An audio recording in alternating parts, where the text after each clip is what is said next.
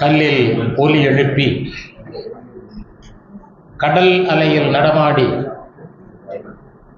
மெல்லியலார் மெல்லுதலில் வித்தார நகையாகி புல்லாங்குழல் வழியே புகுந்து சுவையாகி நெல்லில் மணி பழுத்த நிலையில் பொருளாகி உட்பொருளும் வெளிப்பொருளும் உணர்த்தும் கலையான சொற்பொருளே, தாயே, தூய தமிழ் தவமே, அற்புதங்களான தமிழாக்கி படைக்க ஆளாக்கி விட்டவளே, அன்பு மகன் அனிதா கிருஷ்ணமூர்த்தி, உலகம் முழுக்க வாழ்ந்து கொண்டிருக்கிற மக்களுக்கு மேலாடைகளும் உள்ளாடைகளும் வழங்குகிற பின்னலாடை நகரமான திருப்பூர்லிருந்து வருகை தந்திருக்கிற திருப்பூர் குமரனுடைய வம்சாவளி பேரன் உங்களை எல்லாம் சந்திப்பதிலே மிகுந்த மகிழ்ச்சி அடைகிறேன். இன்று வேலுநாச்சியாரை பற்றி, வேலுநாச்சியாருடைய நினைவு நாள்.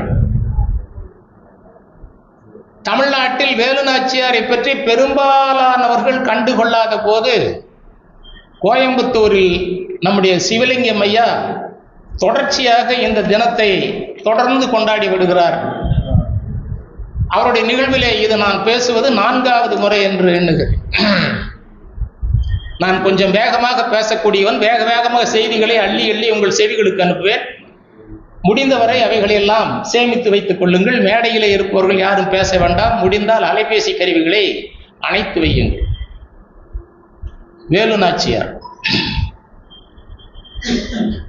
நான் இந்த அழைப்புதலை பார்த்து வியந்து போனேன். இதிலிருந்து தொடங்க நினைக்கிறேன். ஏன் என்று கேட்டால்,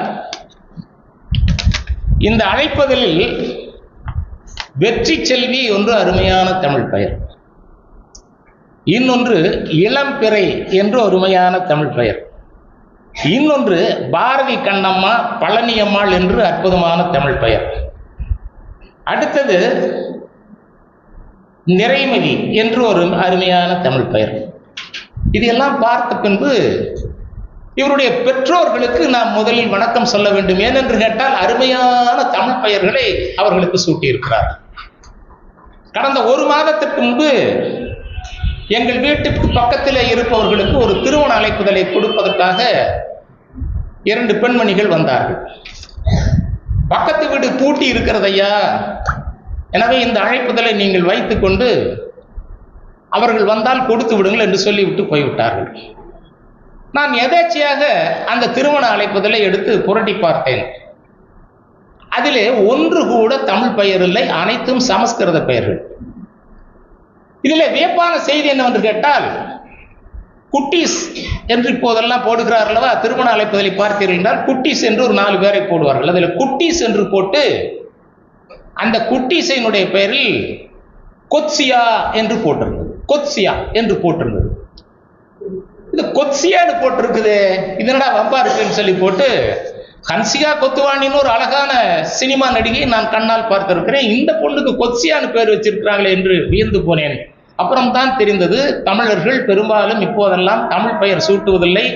எதிர்காலத்தில் இவர்களெல்லாம் தமிழர்கள் தானா என்று தெரிந்து கொள்வதற்கு நாம் எல்லாம் மிகுந்த வெட்கப்பட வேண்டும் என்கிற காரணத்தினால் நம்முடைய ஐயா சிவலிங்கம் ஐயா உலக தமிழ் நெறி கழகத்தில் இனிமேல் ஒரு விஷயத்தை வையுங்கள், எங்கே போனாலும் குழந்தைகளுக்கு தமிழில் பெயர் சூட்டுங்கள், உங்களுடைய காசோலைகளில் தமிழில் கையெழுத்திடுங்கள் என்கிறதை முன்னெடுத்து செல்லும். காசோலைகளில் தமிழில் கையெழுத்திடுங்கள். எங்கள் ஊரில் இருக்கிற வங்கியில் என்னுடைய கணக்கு நான் தமிழில் தான் கையெழுத்திடுகிறேன். நான் தமிழில் கையெழுத்து கொடுப்பதற்காக கையெழுத்திட்டு அந்த கணக்கை தொடங்குகிற போது அந்த வங்கியின் மேலாளர் ஒத்துக்கொள்ள மறுத்து விட்டார். அவர் குஜராத்திக்காரர். இப்ப எல்லா ஊர்லயும் அப்படிதான் இருக்கான். பீகாரிக்காரன், குஜராத்திக்காரன், மத்திய பிரதேசத்துக்காரன், இவன் தான் நிறைய இருக்கிறான். கோயம்புத்தூர் பார்த்தீங்கன்னா எல்லா இடத்துலையும் அவன் தான் நிறைய இருக்கிறான். தமிழன் இன்னும் கொஞ்ச நாள்ல இதெல்லாம் பீகாரி ஊரா மாறிடுறோம். திருப்பூரோட பேரே பீகார்பூர்னு மாறிடுச்சு. திருப்பூர்ல அது பீகார்பூர் அப்படி ஆகி போச்சு. அப்போது நான் தமிழில் கையெழுத்திட்டதை அந்த மேலாளர் ஒத்துக்கொள்ள மறுக்க, நான் மேனேஜரோடு அந்த மேலாளருடைய அறையில் அவரோடு வழக்காடி கொண்டிருக்கிறேன். உடனே அந்த வங்கியில் பணியாற்றி கொண்டிருக்கிற காசாளர், அந்த வங்கியிலே பணியாற்றி கொண்டிருக்கிற எழுத்தரெல்லாம் என்னுடைய புத்தகங்களை வாசிக்கக்கூடியவர்கள், அவர்கள் உடனே ஓடி வந்து, ஐயா அவர் ஒரு தமிழ் எழுத்தாளர், அவர்கள் தமிழ் தான் கையெழுத்திடுவார் என்று சொல்ல, அது நான் ஒத்துக்கொள்ள மாட்டேன் என்று சொல்ல எனக்கு கோபம் வந்து விட்டது. நீ குஜராத்தி தானே, நீ குஜராத்தி, மகாத்மா காந்தி குஜராத்தி மொழியில தான் சத்திய சோதனை எழுதினார். அதுக்கு பின்னால்தான் மொழிபெயர்ப்பா வந்து உனக்கு தெரியுமான்னு கேட்டேன். மேலங்களையும் பார்த்துட்டு இப்ப என்ன பண்ணணுன்ற தமிழ்ல தான் கையெழுத்து போடுவேன் என்று சொல்ல, அன்றிலிருந்து இன்று வரை என்னுடைய காசோலைகளில் நான் தமிழில் தான் கையெழுத்திடுகிறேன். இன்னொரு விஷயம், அந்த வங்கியில் நான் ஒருவன் மாத்திரமே தமிழில் கையெழுத்திடுகிறேன். அப்ப இப்படி யாராவது ஒருவர் ஒரு விஷயத்தை எடுத்துக்கொண்டு முன்னால் சென்றால்தான் இந்த சமுதாயத்தில் ஒழுங்கும் கட்டமைப்பும் இருக்கும் என்பதற்கான உதாரணம் தான் ஐயா சிவலிங்கம் ஐயா விடாமல் வேலு நாச்சியார் என்று சொல்லக்கூடிய மாபெரும் ராணியை பற்றி ஒரு சொற்பொழிவை வருடா வருடம் நடத்தி கொண்டிருக்கிறார். இதிலே நான் முதலில் எழுதிய புத்தகம் வீரமங்கை வேலு நாச்சியார். அந்த புத்தகமும் இங்கே தான் வெளியிடப்பட்டது.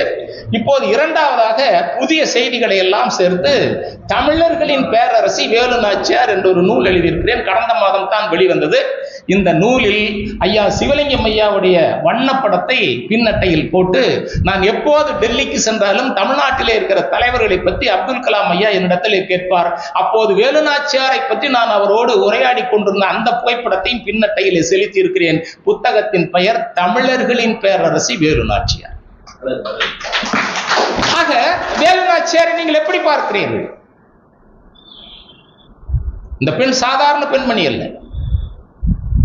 என்னுடைய யூடியூப் சேனல் அனிதா கிருஷ்ணமூர்த்தி. அந்த யூடியூப் சேனலுக்குள் நீங்கள் போனால் வேலு நாச்சியாரை பற்றி திருவண்ணாமலையிலே இருக்கிற மக்களிடத்திலே நான் பேசிய மாபெரும் சொற்பொழிவை கேட்கலாம். அந்த நிகழ்ச்சிக்கு சென்றதும் அந்த நிகழ்ச்சி ஏற்பாடு செய்திருந்த நண்பர்களிடத்திலே சொன்னேன், மேடையிலே பெண்களை மாத்திரம் அமர வையுங்கள், பார்வையாளர்களாக ஆண்கள் இருந்து கொள்ளட்டும் என்று சொல்ல, ஐயா என்னையா அப்படி சொல்றீங்க? இல்ல மேடையில் பெண்கள் தான் இருக்க வேண்டும் என்று சொல்ல, நண்பர்களே அந்த யூடியூப் சேனல்ல பார்த்தீங்கன்னா மேடையில் பெண்களை மாத்திரமே அமர வைத்தேன். அதே போல இன்னொரு பெண்மணியை பற்றி பேசினேன். காந்தியினுடைய உயிரை தென்னாப்பிரிக்காவிலே காப்பாற்றி கொடுத்த தில்லையாடி வள்ளியம்மை என்று சொல்லக்கூடிய ஒரு 16 வயது சிறுமியை பற்றி நான் பேசிய சொற்பொழிவிலும் மேடையில் பெண்களை மாத்திரமே அமர வைத்தேன். இதற்கு காரணம், இந்த நிகழ்ச்சியில் தங்கை வெற்றி செல்வியை கொண்டு வந்து நிறுத்தி இருக்கிறார் அல்லவா நம்முடைய சிவலிங்கம் ஐயா, அதற்கான பாராட்டுதலை அவருக்கு நான் தெரிவித்தேன். ஆக பெண்ணை போற்றுவதற்கு, பெண்ணை கொண்டு வந்து முன்னால் நிறுத்துவது, பெண்ணால் இந்த உலகத்தை கொண்டு வந்து நிறுத்துவது என்கிற சிந்தனை ஆணுக்கு வர வேண்டும். அப்படி ஆணுக்கு வர வேண்டும் என்கிற காரணத்தினால்தான் தனக்கான மாபெரும் ஆலோசகராக, தனக்கான தளபதியாக வேலு நாச்சியார் அவர்கள் தாண்டவராயன் பிள்ளையை வைத்துக் கொண்டார். தாண்டவராயன் பிள்ளை வேறு யாரும் இல்ல, மருதநாயகம் பிள்ளையினுடைய மச்சான். வரலாற்றில் நிறைய பேருக்கு அதெல்லாம் தெரியாது. தாண்டவராயன் பிள்ளை வேலு நாச்சியாருடைய மகள் வெள்ளச்சி நாச்சியாரை 14 வருடம் காப்பாற்றி விட்டு கொண்டு போய் அவரிடத்திலே ஒப்படைத்தவர். அதற்கு பின்புதான் வெள்ளச்சி நாச்சியாருக்கு திருமணம் நடந்தது. வெள்ளச்சி நாச்சியாருக்கு திருமணம் நடந்ததற்கு பின்பு அவருக்கு ஒரு குழந்தை பிறந்தார். அதற்கு பேரு குழந்தை நாச்சியார் என்று பேரு. வேலு நாச்சியார் உயிரோடு இருக்கும் போதே பேத்தியும் மகளையும் இழந்து விட்டார். 2 பேரும் இறந்து போனார். நான் இங்கே தாண்டவராயன் பிள்ளையை முக்கியமாக சொல்வதற்கான ஒரு காரணம் என்னவென்று கேட்டால், ஆரம்ப காலத்தில் தென் தமிழ்நாட்டில் முக்கியமானவர்களாக இருந்தவர்கள், வெள்ளைக்காரனை எதிர்த்தவர்களிலே முதல் வரிசையில் பூலித்தேவர், அதற்கு பின்பு அவர் நெற்கட்டும் சேவல், சங்கரன் கோயில் பக்கத்தில் இருக்கிற நெற்கட்டும் சேவல், நெற்கட்டான் சேவல். வெள்ளைக்காரனுக்கு ஒரு நெல்லை கூட கொடுக்க மாட்டேன் என்று சொன்ன காரணத்தினால் அந்த ஊருக்கு பேர் நெற்கட்டும் சேவல். பூலித்தேவர் பிறந்த தினத்தில் தொடர்ந்து 3 முறை அந்த ஊரிலே நான் சென்று சொற்பொழிவாற்றி வந்தேன். கடந்த வாரம் அந்த ஊருக்கு நம்முடைய ஐயா சிவலிங்கம் ஐயா தன்னுடைய நண்பர்களோடு சென்று விட்டு வந்தார் என்ற செய்தி கேட்ட போது எனக்கு மிகுந்த மகிழ்ச்சியாக இருந்தது. ஆக தமிழருடைய வரலாற்றில் தெரிந்து கொள்ள வேண்டியது பூலித்தேவர் வரலாறு தெரிந்து கொள்ளுங்கள். வீரன் அழகமுத்து கோனார் என்று சொல்லக்கூடிய கோவில் உட்டிக்கு பக்கத்தில் இருக்கிற கட்டாளங்களும் ஊரை சேர்ந்த அழகமுத்து கோனாரை தெரிந்து கொள்ளுங்கள். அதற்கிணையாக மருதநாயகத்தையும் தெரிந்து கொள்ளுங்கள். இதிலே ஒரு துரதிர்ஷ்டமான செய்தி என்னவென்று கேட்டால், மருதநாயகம் ஆரம்பத்தில் வெள்ளைக்காரனோடு இணைந்திருந்தவர். மருதநாயகம் தான் பூலித்தேவரோடு சண்டை போட்டவர். மருதநாயகம் தான் கட்டாலங்குளத்தை சேர்ந்த அழகமுத்து கோனாரோடு சண்டை போட்டவர். பிற்காலத்தில் உணர்கிறார், ஒரு தமிழனாகி என்னை வைத்து 2 தமிழனை அடிப்பதற்கு வெள்ளைக்காரன் முயற்சி செய்தாய் அல்லவா, இனி நீ தென்னிந்தியாவிற்குள்ளேயே நுழைய முடியாத மாதிரி மதுரையை கைப்பிடித்து ஆட்சி செய்வேன் என்று சொல்லி 7 வருட காலம் மதுரை ஆட்சி நடத்தவன் கொம்மந்தான் சாஹிப் என்று பிற்காலத்திலே இஸ்லாமத்துக்கு மாறி போன மருதநாயகம் அங்கே ஆட்சி நடத்துகிறார். அப்போது மருதநாயகம் பிள்ளை இடத்திலே போய் நம்முடைய தாண்டவராயன் பிள்ளை சொல்லுகிறார், எப்பா நான் வேலு நாச்சியார் என்று சொல்லக்கூடிய மகாபெரும் ராணியான இந்த ராணி இடத்திலே ஒரு பெரிய தலகர்த்தனாக இருக்கிறேன். நீ இஸ்லாத்துக்கு போனதை பற்றி எனக்கு கவலை இல்லை. ஆனால் ஒவ்வொரு வருடமும் 3000 பவுன் மதுரை மீனாட்சி அம்மனுக்கு நீ கொடுக்க வேண்டும் என்று கட்டளை விதிக்கிறார். நண்பர்களே, புரிந்து கொள்ளுங்கள், மதம் மாறினாலும் கூட அவன் தமிழன் என்கிற காரணத்தினால் 7 வருட காலம் மீனாட்சி அம்மனுக்கு 3000 பவுன் வருடா வருடம் கொடுத்த மாபெரும் மன்னன் மருதநாயகம். குழந்தை பிறக்கிறது, மருதநாயகத்துக்கு குழந்தை பிறக்கிறது. அந்த குழந்தையை பார்க்க போன தாண்டவராயன் வேலுநாச்சியாரிடத்திலே சொல்லுகிறார், என்னுடைய மச்சானுக்கு குழந்தை பிறந்திருக்கு, நான் போய் பார்த்துட்டு வரேன் என்று சொல்ல, அழகான ஒரு பட்டு துணியை தயார் செய்து அந்த பட்டு துணியை கொண்டு போய் அந்த குழந்தைக்கு கொடு என்று சொல்லி வேலுநாச்சியார் சொல்ல, அதை கொண்டு போய் தாண்டவராயன் பிள்ளை நம்முடைய மருதநாயகத்திலே கொடுக்கிறார். அப்படி தமிழ்நாட்டுடைய சுற்றாடல் என்பது அனைவரும் சமமாக, அனைவரும் ஒன்றாக இருக்க வேண்டும் என்கிற அந்த சிந்தனை வட்டத்திற்குள் நாம் வந்தோம். சசிவர்ண தேவருடைய மகன் தான் முத்துவடுகநாதன். முத்துவடுகநாதனுடைய மனைவி வேலுநாச்சியார். வேலுநாச்சியார் பிறப்பது 1730. 1746 திருமணம், 16 வயதில் திருமணம். 66 வருடம் உயிரோடு இருக்கிறார். 1796 வேலுநாச்சியார் மரணம் அடைகிறார். வேலுநாச்சியார் மரணம் அடைந்து 3 ஆண்டுகள் கழித்து மறந்து போகிறார். இந்தியாவிலே மிகப்பெரிய சுதந்திர போராட்ட வீரர்களாக இருந்த திப்பு சுல்தான் 1799, 1799 வீரபாண்டிய கட்டபொம்மன், 1805 நம்முடைய பகுதியினுடைய மாபெரும் சிற்றரசனாக பேரரசனாக இருந்த தீரன் சின்னமலை 1805. ஆக 1805 சங்ககிரி கோட்டையில் தீரன் சின்னமலை தூக்கிலிடப்பட்டார். 1799 வீரபாண்டிய கட்டபொம்மன் கயத்தாரிலே தூக்கிலிடப்பட்டார். 1799 4வது மைசூர் போர் நடக்கிற போது ஸ்ரீரங்கப்பட்டணத்தில் வீரர்களோடு வீரர்களாக இருந்து மாண்டு போனான் நம்முடைய திப்பு சுல்தான். சின்ன மருதுவுக்கும் பெரிய மருதுவுக்கும் வேலுநாச்சியாருக்கு மிக நெருக்கமான தோழமையோடு இருந்தவன் திப்பு சுல்தான். அவங்க அப்பா அதுக்கு மேல தோழமையோடு இருந்தவன் ஐதர் அலி. ஆக நீங்கள் வரலாறுகளை படிக்கிற போது, வரலாறுகளை உள்வாங்குகிற போது, அவருடைய வரலாற்றை உண்மையான விஷயத்தோடு தெரிந்து கொண்டால்தான் இவர்கள் எல்லாம் யார் என்பது உங்களுக்கு புரியும். அப்படி ஒரு அரசிதான் வேலுநாச்சியார். நான் ஒரு பெண்கள் கல்லூரியில் பேசுவதற்காக சென்றிருந்தேன். ஒரு மாதத்தில் சுமார் 8 முறை என்னுடைய சொற்பொழிவுகள் இருக்கும். ஏதாவது ஊர்ல சனி ஞாயிறு எல்லா ஊர்லயும் எனக்கு மீட்டிங் இருந்துகிட்டே இருக்கும். ஒரு பெண்கள் கல்லூரியில் பேச போகிற போது என்னை வரவேற்று பேசிய முதல்வர், ஐயா, இங்கே இருக்கிற இந்த பெண்களுக்கெல்லாம் நாங்கள் ஜான்சி ராணி ரெஜிமெண்ட் என்று பெயர் வைத்திருக்கிறோம் என்று புலங்காகிதமாக சொன்னார். நான் அதை சிரித்துக் கொண்டே கேட்டேன். கேட்டு முடித்து விட்டு நான் சொற்பொழிவாற்ற போது சொன்னேன், ஜான்சி ராணிக்கு முன்பு 77 வருடங்களுக்கு முன்பே வெள்ளையனை எதிர்த்தவர் வேலுநாச்சியார். ஜான்சி ராணிக்கும் வேலுநாச்சியாருக்கு இருக்கிற முக்கியமான விஷயம், தோழர்களே, நண்பர்களே, சகோதரர்களே, சகோதரிகளே, தெரிந்து கொள்ளுங்கள். ஜான்சி ராணி தன்னுடைய குடும்பத்திற்காக வெள்ளைக்காரனை எதிர்த்தார். வேலுநாச்சியார் இந்த நாட்டுக்காக வெள்ளையரை எதிர்த்தார்.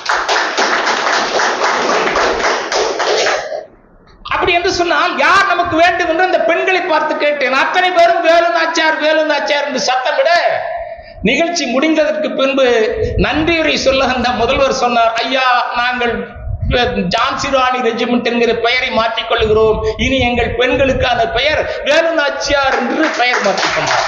அதுதான் மாற்றம். அப்படி ஒரு மாற்றத்தை உருவாக்குவதற்காக எவன் வருகிறானோ அவன் கொண்டாடப்பட வேண்டும். அந்த ஒரு சிந்தனை ஓட்டத்திலே தான் நான் வேலுநாச்சியாரை பார்க்கிறேன். 10 வருடம் ஆட்சி நடத்தினார். 1709 to 1790 10 வருடம் ஆட்சி. நான் முதலில் அவருடைய நூலை பதிவு செய்த போது, நான் ஒரு நூல் எழுத வேண்டும் என்று சொன்னால் குறைந்தபட்சம் ஒரு 50, 60, 100 புத்தகங்கள் கூட படிப்பேன். அப்படி ஒரு படித்தால் தான் அந்த புத்தகம் சரியாக வரும் என்று நினைப்பேன். நான் முதலில் வேலுநாச்சியாருக்கு 7 மொழி தான் தெரியும் என்று எழுதினேன்.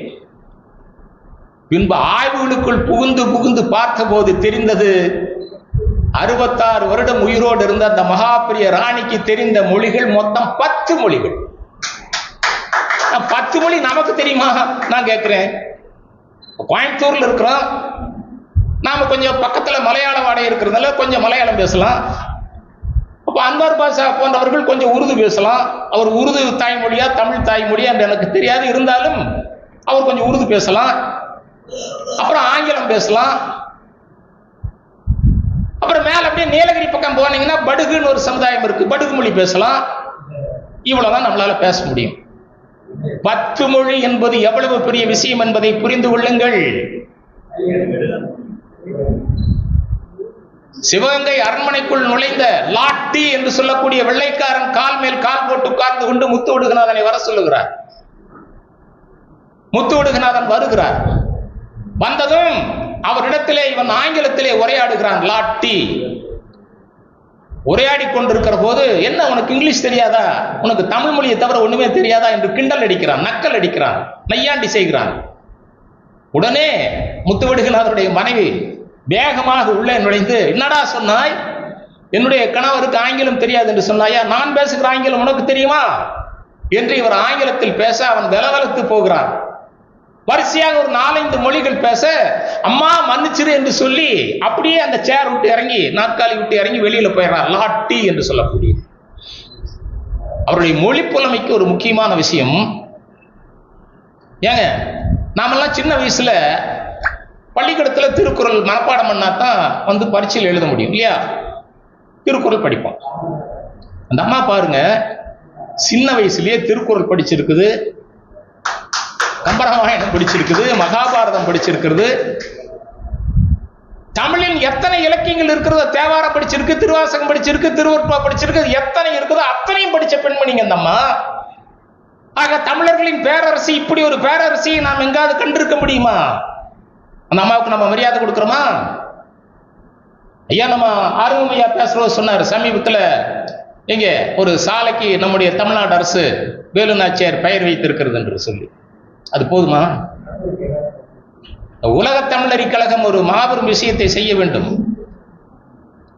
ஒரு 10-500 பேர்கிட்ட கையெழுத்து வாங்கி தமிழ்நாடு அரசுக்கு ஒரு விஷயத்தை செய்யுங்க. அதுக்கு உதாரணம் என்னன்னு கேட்டா, 1730 வேலு நாச்சியார் பிறந்த மாதிரி 1780 கிட்டூர் ராணி சென்னம்மா என்று சொல்லக்கூடிய கர்நாடக அரசி பிறந்தார். இந்தம்மா பேரு சென்னம்மா. ஓரளவுக்கு வேலு நாச்சியாரோடு ஈக்குவல் பண்ணிக்கக்கூடிய ஒரு ராணி தான், கன்னட ராணி. அந்த கன்னட ராணி பெயரில் சென்னம்மா எக்ஸ்பிரஸ் என்று ஒரு ரயில் ஓடுகிறது, ஹூப்ளி டு பெங்களூர். அந்த சென்னம்மா என்று சொல்லக்கூடிய அந்த ராணிக்கு மிகப்பெரிய தலகரத்தனாக இருந்தவர் கிரந்தி வீர சங்கொலி ராயண்ணா என்று சொல்லக்கூடியவன். வேலு நாச்சியாருக்கு மருது சகோதரர்கள் இருந்த மாதிரி சென்னம்மாவுக்கு இருந்தவர்கள் கிரந்தி வீர சங்கொலி ராயண்ணா தளபதி. இப்ப பாருங்க, கர்நாடகாவில் பெல்காம் ஒரு ஊர் இருக்கு, அது ஆங்கில பெயர் பெல்காம், கன்னட பெயர் பெலகாவி, தமிழ் பெயர் வல்லகம். அந்த வல்லகம் என்கிற ஊர் தமிழனுடைய ஊர் என்று சொல்லி 1800 ஆண்டுகளுக்கு முந்தைய தமிழகம் புத்தகத்தில் யாழ்ப்பாணம் கந்தசாமி பிள்ளை எழுதுகிறார், கனகசபை பிள்ளை எழுதுகிறார். வல்லகம் தமிழ், பெல்காம் வெள்ளக்காரன் வச்சது. இப்ப அது பெலகாவின்னு கன்னடக்கார மாத்திரம். அந்த பெலகாவியில் இருக்கக்கூடிய பல்கலைக்கழகத்திற்கு சென்னம்மா பல்கலைக்கழகம் என்று பெயர். இப்போ சரி, ராணிக்காக ஒரு பல்கலைக்கழகம் வைத்து விட்டீர்கள், ரயில் பேரு விட்டுட்டீங்க. மருது சகோதரர்களுக்கு இணையாக சென்னம்மாவுக்கு துணையாக இருந்த கிரந்தி வீர சங்கொலி ராயண்ணாவுக்கு பேர் வேணும் இல்ல? பெங்களூர் ரயில்வே ஸ்டேஷனுக்கு பேரு KSR பெங்களூர் ரயில்வே ஸ்டேஷன், கிரந்தி ரங்க சங்கொலி ராயண்ணா ரயில்வே ஸ்டேஷனுக்கு. உலகத்தில் 3 ஊர்களில் தான் மிகப்பெரிய நீளமான ரயில் நிலையம் உள்ளது. அதிலே ஒன்று பெங்களூர், அதற்கு அடுத்தது பாரத ரத்னா புரட்சி தலைவர் doctor MG Ramachandran central railway station. ஒரு நாளைக்கு 1 லட்சம் தடவை உச்சரிக்கப்படுகிற பெயர் MG ராமச்சந்திரன் பெயர். இப்ப நான் என்ன கேட்கறேன்னா, என்ன டேய், கொடைக்கானல் அன்னை தெரசா பல்கலைக்கழகம் வச்சு இல்ல, அன்னை தெரசாவை நான் ஆதரிக்கிறேன், அது வேறு. டேய், வேலு நாச்சியார் பேர்ல ஒரு பல்கலைக்கழகம் வச்சா என்னடா கேடு? ஏன்டா வைக்கல? இந்த அரங்கிலிருந்து நான் கேட்கிறேன், வைக்க வேண்டுமா வைக்க வேண்டாமா? வைக்க வேண்டும் என்று சொல்பவர்கள் கைதட்டுங்கள், வேண்டாம் என்று சொல்பவர்கள் கைதட்ட வேண்டாம். என்ன பிரச்சனை உங்களுக்கு? கோயம்புத்தூருக்கு பாரதியாருக்கு சம்பந்தம்டா? பாரதியார் கோயம்புத்தூர் வரல. நம்ம ஐயா வ.உ. சிதம்பரனார் தான் கோவை சிறையில செக் இழுத்தார், படிக்கிறோம். வ.உ. சிதம்பரனார் பெயரில் பல்கலைக்கழகம் இல்லை.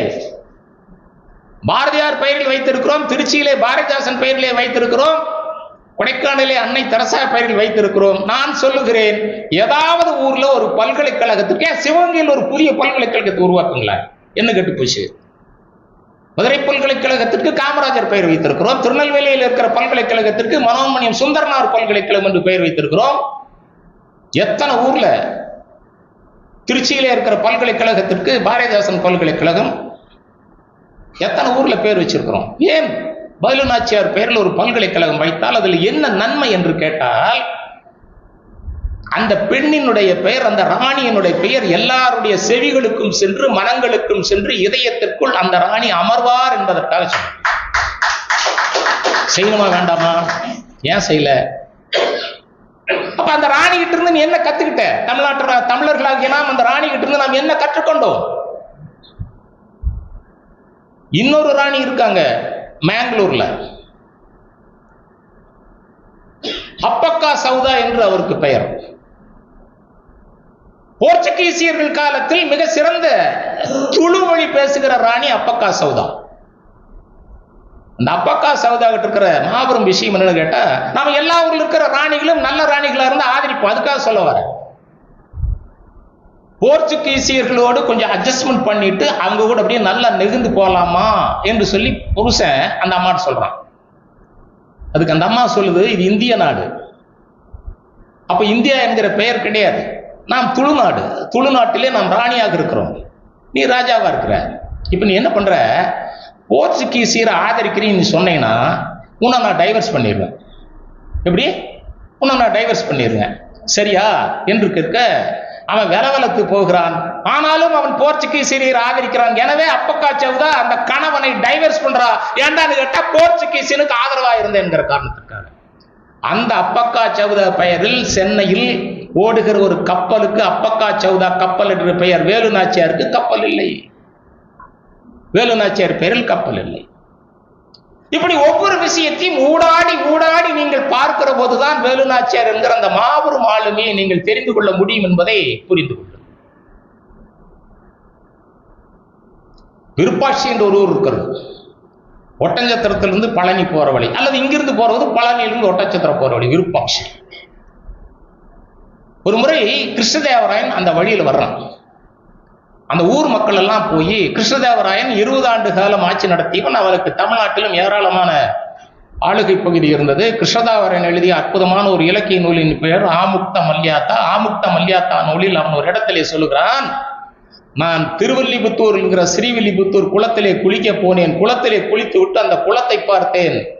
இந்த கோயிலில் அர்ச்சனை செய்கிற அர்ச்சகர்கள் எல்லாம் துணியை துவைத்து விட்டு தங்களுடைய வெள்ளை வேசியையும் வெள்ளை துண்டையும் அந்த குளத்திலே போட்டிருந்தார்கள். அதை ஓரமாக நின்று பார்த்தபோது அவைகளெல்லாம் எனக்கு வெண்மை நிற கொக்குகளாக தெரிந்தன என்று ஒரு இலக்கிய உதாரணத்தை ஆமுக்த மல்யாத்தாவில் கிருஷ்ணதேவராயன் எழுதுகிறான். அவன் அங்கே போய் ஸ்ரீவில்லிபுத்தூரை பார்ப்பதற்கு முன்பு நடந்த ஊர் பழனியிலிருந்து போகிற ஊர் ஒட்டஞ்சத்திரம். ஒட்டஞ்சத்திரத்துக்கு நடுவிலே விருப்பாட்சி. அந்த ஊர் மக்கள் எல்லாம் சென்று, எங்களோட ஊருக்கு பேரே இல்லை, வரைக்கும் இல்லாம இருக்குது ஐயா, ஒரு பேர் வச்சு கொடுங்க என்று கேட்க, நான் வழிபடுகிற தெய்வம் ஹம்பியிலே இருக்கிற விருப்பாக்ஷா. ஹம்பி என்பது உங்களுக்கு தெரியும் எங்க இருக்குதுன்னு, பெல்லாரி மாவட்டம் ஹொஸ்பட் டிஸ்ட்ரிக்ட்ல இருக்கு ஹம்பி. வாய்ப்பு இருந்தா அங்கெல்லாம் போய் சுற்றுப்பிரயாணம் பண்ணுங்க. நாம் சாப்பிட்டு வீட்டுல இருந்து என்னத்தை கண்டோம், ஒரு ரவுண்ட் அப்படி போய் வாங்க, மனைவியும் கூட்டிட்டு போங்க. நான் சில கோயில்களுக்கு போற போது பார்ப்பேன், வயதான தம்பதியினர் அந்த அம்மா அந்த ஐயா கையை பிடிச்சு கூட்டிட்டு போவார், அல்லது அந்த அம்மா அந்த ஐயாவை கையை பிடிச்சு கூட்டிட்டு போகும். அப்ப நான் நினைப்பேன், வாழ்க்கையிலே நிறைவான வாழ்க்கை 2 பேரும் வாழ்ந்திருக்கிறார்கள், எனவேதான் கையை பிடித்துக் கொண்டு இவர்கள் 2 பேரும் போகிறார்கள் நினைப்பேன். சில இளைஞர்களை பாருங்கள், அவன் அப்படி போயிட்டு இருப்பான், பொண்டாட்டி இப்படி போயிட்டு இருக்கும், 2 குழந்தை பின்னால போயிட்டு இருக்கும். நம்ம சின்ன படிக்கிற போது பள்ளிக்கூடத்தில் பார்க்கிற போது இந்த குரங்குகளை பற்றி பாடம் படிக்கிற போது தாய் குரங்கு முன்னால போகும், தாய் குரங்கனுடைய கூட இருக்கிற பெண் குரங்கு பின்னால போகும், அதுக்கு பின்னால் 2 குட்டி குரங்கு போகும். இதுதான் இப்படித்தான் நம்ம வம்சாவளி வந்ததுன்னு படிப்போம்ல, அது போல இளைஞர்கள் இப்படி இருக்கிறார்கள், ஆனால் வயதானவர்கள் அப்படி இருக்கிறார்கள். அதனால் அந்த விருப்பாட்சா என்று சொல்லக்கூடிய அந்த சாமியை வழிபடுகிற கிருஷ்ணதேவராயன் இந்த ஊருக்கு விருப்பாட்சி என்று பெயரை வைத்து விடுகிறார். அது விருப்பாட்சி இன்றும் இருக்கிறது. அங்க சின்ன மலை வாழைப்பழம், சிறுமலை வாழைப்பழம் பட்டு சாப்பிட்டுருக்கீங்களா? அந்த பழமெல்லாம் விளையிற பகுதி விருப்பாட்சம். அப்ப அந்த ஊருக்கு பேர் வைத்துட்டு போனதுக்கு பின்னால பிற்காலத்தில் விஸ்வநாத நாயக்கன் மதுரை ஆட்சி நடத்தி கொண்டிருந்த போது அவனுடைய மாபெரும் தலகர்த்தனாக வந்து சேருகிறவன் அரியநாத முதலியார். அரியநாத முதலியாரோட ஊர் காஞ்சிபுரத்துக்கு பக்கத்தில் மெய்ப்பாடு என்கிற ஊர். மெய்ப்பாடு என்கிற ஊர்ல இருந்து 3 மாத காலம் நடைப்பயணமாக நடந்து போய் கிருஷ்ணதேவராயனுடைய அவையிலே போய் சேர்ந்தவன். அங்கே போய் சேர்ந்ததற்கு பின்பு படிப்படியாக மேலே வருகிறார். ஒரு முறை கிருஷ்ணதேவராயன் ஒரு குளத்தங்கரையில் உட்கார்ந்து கொண்டு அங்கே இருக்கிற தாமரை பூவை பார்த்து, இந்த தாமரை பூவனுடைய தண்டினுடைய நீளத்தை எவனாவது கண்டுபிடித்து சொல்ல முடியுமா என்று கேட்க, அரியநாதன் சொல்லுகிறான், இல்லை நான் கண்டுபிடித்து தருகிறேன் என்று சொல்ல, அப்போது அவன் சொல்லுகிறான், நீ சரியாக நீ அளவை சொல்லவில்லை என்று சொன்னால் உனக்கு 3 கசியடி வழங்கப்படும் என்று சொல்ல, இல்லை நான் சரியாக சொல்கிறேன் என்று தமிழன் அல்லவா சுற்றுமுற்றும் பார்த்து விட்டு அந்த தாமரை பூவினுடைய ஆழம், அந்த தண்டினுடைய ஆழம், அந்த தாமரை பூ இருக்கக்கூடிய அந்த குளத்தினுடைய ஆழம் அத்தனையும் சொல்ல அவன் வியந்து போகிறான். அவனுக்கு அப்படியே ஒரு ப்ரொமோஷன் கொடுக்குறான். ப்ரொமோஷன் கொடுத்ததுக்கு பின்பு அந்த விருப்பாட்சா டப்புள்ள விருப்பாட்சா கோயில் என்ன பண்ணுவாங்க, கிருஷ்ணதேவராயர் வருஷத்துக்கு ஒரு முறை அந்த சாமிக்கு எருமையை பலியிடுவார்கள், எருமை கடாவை பலியிடுவார்கள். இப்போ நம்ம ஊர்ல இருக்கிற எருமையை பார்த்தீங்கன்னா கொம்பு இப்படி இருக்கும். கர்நாடகாவினுடைய இன்டீரியர் பிரதேசத்துக்குள்ள நீங்க போனீங்கன்னா எருமையினுடைய கொம்பு இப்படி சாஞ்சு இப்படி போயிருக்கும். அப்ப அந்த எருமையை கொண்டு வந்து நிறுத்தி அந்த எருமையை பலியிடுவன் வருஷம் எருமையை பலியிடுவதற்கு ஒருத்தனை வச்சிருப்பாங்க. எப்படி இந்திய ஜெயில்களில் தூக்கு தண்டனை போறதுக்குன்னு ஒரு குரூப் ஆஃப் பீப்புள்ஸ் வச்சிருப்பாங்க. அவன் சாப்பிட்டுட்டு கரெக்டா தூக்கு தண்டனை போடுற அன்னைக்கு தூக்கு தண்டனை போட்டு ஓச்சர்ல கையில் போட்டு பணம் வாங்கி போயிடுவான்ல, அது மாதிரி இந்த எருமை கொண்டதுக்கு ஒருத்தனை வச்சிருப்பாங்க. அவன் வருவான், அவன் பார்த்துட்டு மேலங்களையும் பார்த்துட்டு சொல்லுவான், இந்த எருமையை ஒரே வெட்டால் என்னால் வெட்ட முடியாது, வெட்டணும்னா கும்பை விட்டு ஒரு 4-5 விட்டு விட்டனாதான் கழுத்து வெட்ட முடியும், சில வெட்ட மாட்டேன்னு அருவாள் வச்சுட்டு போயிடறான். உடனே அரியநாதன் உள்ளே புகுந்து சொல்கிறான், இந்த எருமையை நான் வெட்டுகிறேன் என்று சொல்லி அந்த எருமையை கொண்டு வந்து நிறுத்தி அந்த எருமையினுடைய 2 கால்களுக்கு முன்னால் ஒரு பெரிய குழி, ஒரு 3 அடி நீளத்துல குழியை தோண்டி அந்த குழிக்குள்ளார கொஞ்சம் புற்களை போட்டு அங்க கொண்டு போய் நிறுத்த, இந்த எருமை என்ன இந்த புல்லை சாப்பிட்றதுக்காக அப்படியே தலைப்படி கீழே நோக்கி புல் எடுக்கிற போது டக்குன்னு கழுத்து ஒரே வெட்டிடுறான். உடனே கிருஷ்ணதேவராயன் வியந்து போறான். 3வது செய்தி, ரைச்சூரில் பீஜப்பூர் சுல்தானோடு கிருஷ்ணதேவராயன் சண்டை போடுகிற போது பீஜப்பூர் சுல்தான் மஹமத் கான் என்று சொல்லக்கூடியவன் கிருஷ்ணதேவராயனுடைய கழுத்திலே கத்தியை வைக்கிறான். உடனே புயலென பாய்ந்து கிருஷ்ணதேவராயனை இவன் காப்பாற்றுகிறான். காப்பாற்றிய காரணத்திற்காக அவன் கேட்கிறான், தென்னிந்தியாவில் மதுரை பக்கத்தில் உனக்கு ஒரு ராஜ்யத்தை கொடுக்கிறேன், அங்கே சென்று ஆட்சி நடத்து என்று சொல்ல, அப்படி என்னால் ஆட்சி நடத்த முடியாது, எனக்கு அரச பதவி எல்லாம் வேண்டாம் என்று சொல்ல, இல்லை உனக்கு என்னுடைய அண்ணன் மகன் விஸ்வநாத நாயக்கன் மதுரை ஆட்சி நடத்தி கொண்டிருக்கிறான், அவனிடத்திலே உன்னை தளபதியாக அனுப்புறேன் என்று சொல்ல, தளபதியாக வருகிற அரியநாதன் தான் தென்னிந்தியாவில் தென் மாவட்டங்களில் அனைத்து இடங்களிலும் பாளையம் என்கிற சொல்லை உருவாக்கி 76 பாளையங்களாக தமிழ்நாட்டை உருவாக்கி கொடுக்கிறான். அதுதான் வீரபாண்டிய கட்டப்பனுடைய பாளையம் எல்லாம் அந்த பாளையத்திலே வருகிறது. அந்த பாளையத்தில் ஒரு பாளையமாக நம்முடைய கோபால் நாயகருக்கு இந்த விருப்பாட்சியை கொடுக்கிறான். அந்த கோபால் நாயகருடைய வீட்டில் தான் ஐதரில் இருந்து தங்கியிருக்கிறான். இப்ப நான் சுற்றி வந்தா கூட வரலாறு நீங்க தெரிஞ்சுக்காக நான் சொல்றேன். அப்ப ஐதரிலே இந்த விருப்பாட்சியிலே அமர்ந்து கொண்டிருக்கிற போது அந்த ஐதரலியை போய் சந்தித்து ஆயுத உதவி கேட்டு இந்த வெள்ளைக்காரனுக்கு நாம் ஒரு எதிர்வினை ஆற்றலாம் அல்லவா என்று வேலு நாச்சியார் நினைத்து விட்டு, வேலு நாச்சியார் தன்னுடைய பிரதானி என்று சொல்ல, பிரதானினா முதலமைச்சர் அல்லது தளபதி அல்லது தலகர்த்தர் அப்படி வச்சுக்கோங்க, தாண்டவராயன் பிள்ளை கூப்பிடுகிறார். ஆக தாண்டவராயன் பிள்ளை நம்முடைய வேலு நாச்சியாரை கூப்பிட்டு கொண்டு ஐதரலியை சந்திப்பதற்காக அந்த விருப்பாட்சி என்று சொல்லக்கூடிய ஊருக்கு போகிறார். கோபால் நாயக்கர், நல்லதாக புரிந்து கொள்ளுங்கள், அந்த பகுதி ஆண்டு கொண்டிருந்த அரசன் கோபால் நாயக்கர். போனவுடன் ஐதரலி கேட்கிறான், ஏதோ ஒரு பெண்ணு வரும்னு சொன்னீங்களே, பெண்ணை காணமே என்று ஐதரலி கேட்கிறான். இங்கிருந்து போகிற போது வேலு நாச்சியார் ஆணுடை தரித்து கொண்டு போகிறார். ஆம்பளை மாதிரி ட்ரெஸ் பண்ணிட்டு போறாங்க. போனோடனே ஐதரலிட்டு இந்த அம்மா சொல்லுது, வருகிற வழியில் எனக்கு பிரச்சனை வரக்கூடாதுங்கிறதுக்காக ஆம்பளை மாதிரி ட்ரெஸ் பண்ணிட்டு வந்தேன் ஐயா, நான் தான் வேலு நாச்சியார் என்ற உடைகளை எல்லாம் கலட்டி கேட்டு அவன் வியந்து போகிறான். அதற்கு பின்பு கோபால் நாயகர் சொல்கிறார், இந்த பெண்ணை வைத்துக் கொண்டு வெள்ளைக்காரனை நாம் பதைக்கலாம், அடிக்கலாம், எது வேண்டுமானாலும் செய்யலாம், எனவே இவருக்கு தேவையான உதவிகளை எல்லாம் நீங்கள் செய்ய வேண்டும் என்று கோபால் நாயகர் சொல்ல, உடனே தாண்டவராயன் பிள்ளை சொல்லுகிறார், இந்த அம்மாவுக்கு நீங்க என்ன கொடுத்தாலும் சரி, வெள்ளைக்காரனை உதைப்பதற்கு, ஒடிப்பதற்கு, அவனை தூக்கி அவனை அடிப்பதற்கான வேலையை நம்முடைய வேலு நாச்சியார் செய்வார் என்று சொல்ல, அப்படியாம்மா உனக்கு என்ன வேணும்னு கேட்கிறார் ஐதரலி. எடுத்த எடுப்பில் பல மொழிகளை பேசுகிறார். பேசுற போதெல்லாம் ஒவ்வொரு பீரிங்கி கொடுக்குறான். ஒரு மொழி பேசினா ஒரு பீரிங்கி, ஒரு மொழி பேசினா ஒரு பீரிங்கி. கடைசியாக இந்த பாருங்க, உங்க மொழி என்ன, உருது தானே, உருதையும் நான் பேசட்டுமா, ஹைதர் அலி வீந்து போய் பேச என்று சொல்ல உருது மொழி பேச 13 பீரங்கிகளை ஹைதர் அலி நம்முடைய வேலு நாச்சியாருக்கு கொடுக்கிறான். அத்தனை மொழி பேசிய காரணத்தினால் 13 பீரங்கி 13 பீரங்கி வாங்கி கொண்டதற்கு பின்பு 5000 படை வீரர்கள், கூடவே 3000 பவுன் நகை எல்லாம் கொடுத்ததுக்கு பின்னால காலாட்படை 5000 பேர், குதிரைப்படை 5000 பேர், அனைத்தையும் ஹைதர் அலி கொடுத்து உதவி செய்து வெள்ளைக்காரனை உதை என்று அனுப்புகிறார். அப்படி வெள்ளைக்காரனை உதைப்பதற்காக இந்த படைகளை எல்லாம் திரட்டி கொண்டு காடு வழியாக சென்று சிவகங்கையிலே இருக்கக்கூடிய பான்சோர் என்று சொல்லக்கூடிய வெள்ளைக்காரனோடு போரிடுகிறார். நண்பர்களை புரிந்து கொள்ளுங்கள், மருது சகோதரர்கள் ஸ்மித் என்கிற வெள்ளைக்காரனை கொன்று விட்டார்கள், கழுத்தை சீவினார்கள். தீரன் சின்னமலை கூட ஒரு வெள்ளைக்காரனுடைய கழுத்தை சீவினான். ஆனால் 2 பேரை உயிர் பிச்சை கொடுத்தார் நம்முடைய ராணி என்று சொன்னால் அவருடைய மனிதாபிமானம் என்னவென்று தெரிந்து கொள்ளுங்கள். பான்சோரை போரிட்டு வெற்றி கண்டதற்கு பின்பு, போடா பிழைத்து போ, அவன் கெஞ்சுறான், உற்றுமா எனக்கு உயிர் பிச்சை கொடுமா என்று கேட்க அவனை கொல்லாமல் அனுப்பி விடுகிறார். அதற்கு பின்பு அவன் போனதும் 23 வயது நிறைந்த மார்டின் என்று சொல்லக்கூடிய வெள்ளைக்காரன் வேலு நாச்சியாரோடு சண்டைக்கு வருகிறான். அந்த அம்மா மேலே இங்கே இருக்குது, டே பொடியன், நீ பொருத்தமானவன் அல்ல, உன்னோடு போராட முடியாது, போய் வாடா, உனக்கு உயிர் பிச்சை கொடுக்கிறேன் என்று சொல்லி இந்த மார்டின் என்பவரையும் போக சொல்லி விடுகிறார். ஆக பான்சோரும் மார்டின் என்ற வெள்ளைக்காரனும் நினைத்திருந்தால் வேலு நாச்சியார் கொண்டு இருக்கலாம். ஆனால் கொல்லாமல் விட்ட மனிதாபிமானி உலகத்திலேயே நம்முடைய ராணி தான் என்பதை புரிந்து கொள்ளும். கொல்லல, 2 பேரையும் கொல்ல உயிர் பிச்சை கொடுத்தாங்க, போடா பிழைச்சிட்டு போடா.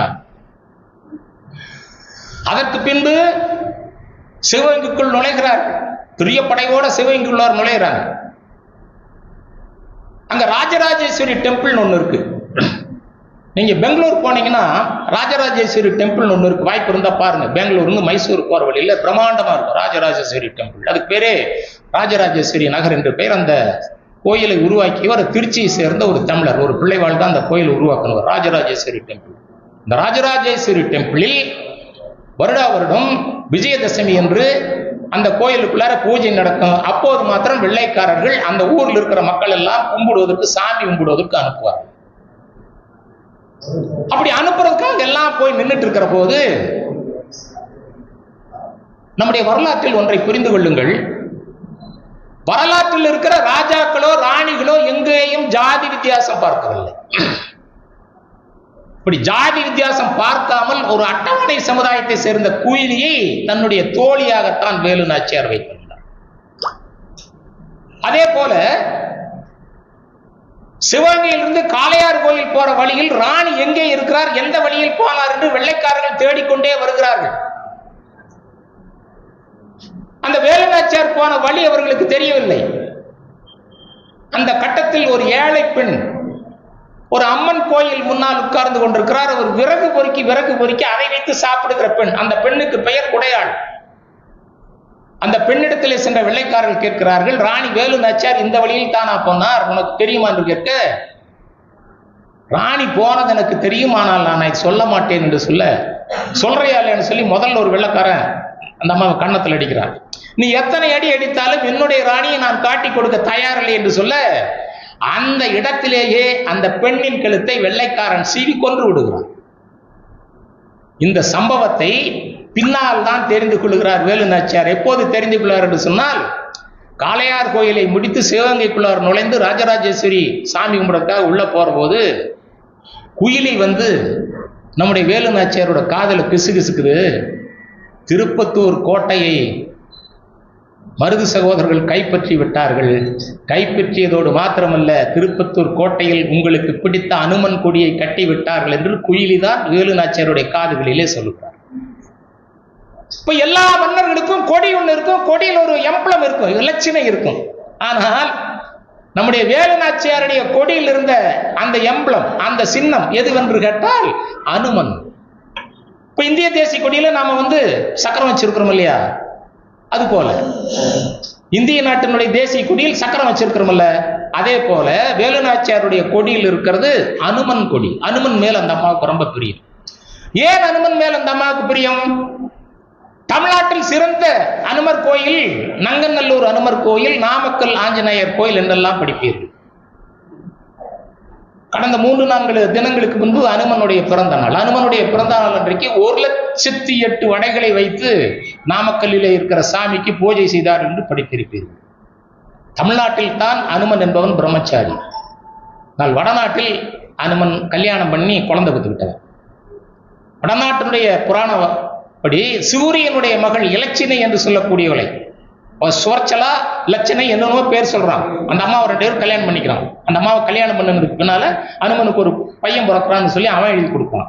நம்ம ஊர்ல நாம அவரை பிரம்மச்சாரின்னு தான் வச்சிருக்கிறோம். சரி இருக்கட்டும், பிரம்மச்சாரியா இருக்கட்டும். அந்த கொடியைத்தான் அவர் இப்படி இந்த இது தூக்கிட்டு போவார்ல, செஞ்சீதி குருவுடைய மலையை தூக்கி கொண்டு போவார் இல்லையா அனுமன், அதைத்தான் வேலு நாச்சியார் தன்னுடைய கொடியில் இலச்சினையாக வைத்திருந்தார். உடனே குயிலி சொல்லுது வேலு நாச்சியாரோட காதல, திருப்பத்தூர் கோட்டையை முற்றுகிட்டு நம்முடைய மருது சகோதரர்கள் அந்த கோட்டையிலே கொடி நட்டி விட்டார்கள் என்று சொல்ல மிகுந்த மகிழ்ச்சி அடைகிறார். அதற்கு பின்பு குயிலி ஒரு வேலை செய்து, இன்னைக்கு எல்லாரும் திபுன்னு உள்ள போகலாம். இன்னைக்கு உள்ள போற போது நான் என்ன பண்ணலான் இருக்கிறேன்னா, உடம்பு முழுக்க நெய்யை தடவி கொண்டு என்னுடைய உடம்பில் நான் தீ வைத்துக் கொண்டு அந்த பான்சோர் என்று சொல்லக்கூடிய வெள்ளைக்காரனுடைய இராணுவ தளவாடங்களுக்குள் குதித்து அத்தனை இராணுவ தளவாடங்களையும் நொறுக்க போகிறேன் என்று சொல்லி உடம்பில் தீ வைத்துக் கொண்டு உடலே குதித்து அத்தனை ஆயுதங்களையும் நெருப்போடு நெருப்பாக ஆக்கிய உலகின் முதல் தற்கொலைப்படை போராளி குயிலி. அவள் வேலு நாச்சியார் மீது மிகுந்த அன்பாக இருக்கும். இங்கே ஜாதியம், அதிலே நாம் ஜாதியம் பார்க்க வேண்டாம். ஆக சுதந்திர போராட்ட காலகட்டத்தில் எல்லோருக்கும் உதவி செய்தார்கள், எல்லோரோடும் இணைந்துதான் எல்லோரும் செய்தார்கள். ஆனால் நமக்கு வரலாறு எப்படி எழுதி கொடுத்திருக்கிறார் என்று கேட்டால், 1857 மங்கள் பாண்டே ஜான்சிராணி என்று சொல்லக்கூடிய உயர் சமுதாயத்துக்காரர்கள் செய்த போராட்டம் தான் இந்தியாவுடைய முதல் சுதந்திர போராட்டம் என்று சொன்னார். இந்தியாவுடைய முதல் சுதந்திர போராட்டம் அதுதான் என்று கம்யூனிஸ்டுக்காரர்கள் சொன்னார்.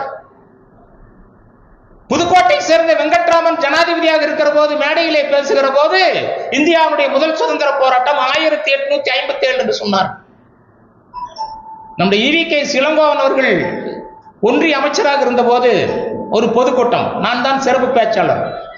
இளங்கோவனை உட்கார்த்து வைத்து சொன்னேன், வரலாறுகளை தென்னிந்தியாவிலிருந்து பாருங்கள், நீங்கள் காங்கிரஸ் கட்சிக்காரராக இருக்கலாம், அதை பற்றி எனக்கு கவலை இல்லை. எழுத்தாளன் பயப்படக்கூடாது. என்னை போன்ற எழுத்தாளன் பயந்தால் கல்கத்தாவில் இருந்த கதிர்வேலனை அடிச்சு போடுவார்.